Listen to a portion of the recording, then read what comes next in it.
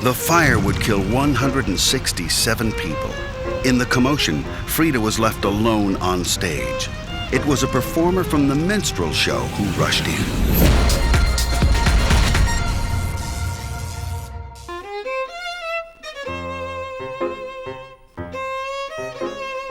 Frieda Pushnik was born without arms or legs, the result of a botched appendectomy on her mother while she was still pregnant.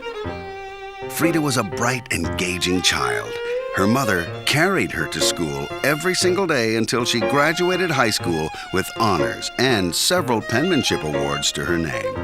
Even well into her 70s, Frieda continued writing and doing other seemingly impossible things for herself. It came natural with me to write and draw.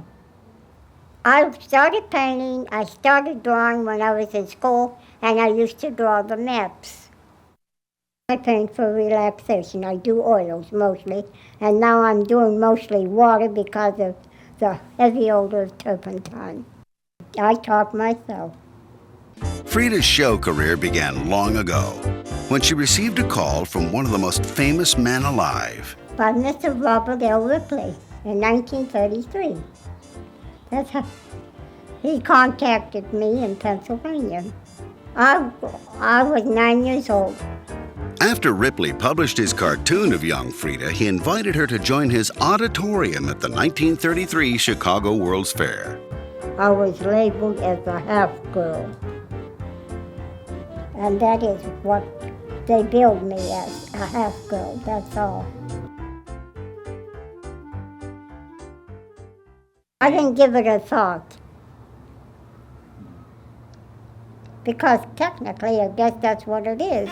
Step right up and see the freaks right here on the inside. They're all... The Little Half-Girl was an instant hit. In 6 years, she toured most of the nation's major expositions, often working 16-hour days. I did a lot of work on the show. I showed them how I painted and did my own makeup and, write. And I did a lecture on myself. I remember one time we did 101 shows in one day. That was during the Century of Progress. Before long, Frieda had been seen by millions of adoring, curious fans. Some of them a little too curious. I enjoyed the shows very much because I met a lot of people, a lot of nice people, a lot of imposters as well.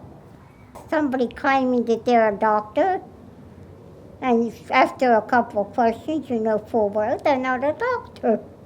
After retiring from the expositions, Frieda was called again, this time by the greatest show on earth, Ringling Brothers and Barnum and Bailey. In 1944, a year after she joined the SideShow, the Big Top suffered a devastating disaster. Yes, it was exciting life, especially when the Ringling Brothers lost their tent in a Hartford, Connecticut fire. That was exciting and something nobody cares to experience. The fire would kill 167 people. In the commotion, Frieda was left alone on stage. It was a performer from the minstrel show who rushed in. Well, he grabbed my chair, picked me up, and we got out from under canvas. Quite simple. The one sad note in Frieda's amazing life was that she never found love. No, not in the means that you think. No, I wasn't in love. I had no intentions of getting involved. Not at all. No romance in my life. In all, Frieda Pushnik remained a remarkably optimistic woman up until her death on Christmas Eve 2000 at the age of 77. I had an enjoyable life. I never wish anything other than what I have.